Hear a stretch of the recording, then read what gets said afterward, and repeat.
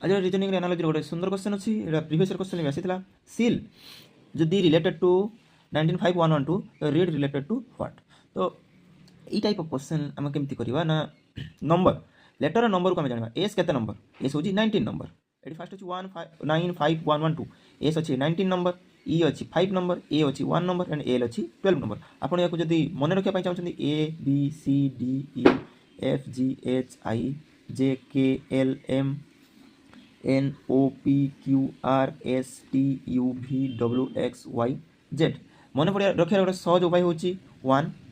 पुणी ई रे 5 जे रे 10 ओ रे 15 टी रे 20 एंड वाई रे 25 रोचे ठीक अच्छे। तो बर्तमान मन रखा केमती ना ए ई जे ओ टी वाई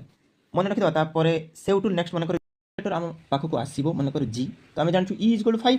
ई एफ जी तो दीटा पर तो ई एफ हो जी हो 7 ठीक अच्छे। तो से देखा ये जो रीड अच्छी रीड क्या इम्प्लाय कर डी डी अच्छी 4 ए अच्छी 1 तो लास्ट आम देखिए 4 कौनटा भी नहीं तो यहाँ आंसर ए ठीक अच्छे। काली होमवर्क रहा 12 इम्प्लाय जो 140 रोचे 29 इम्प्लाय के थैंक यू।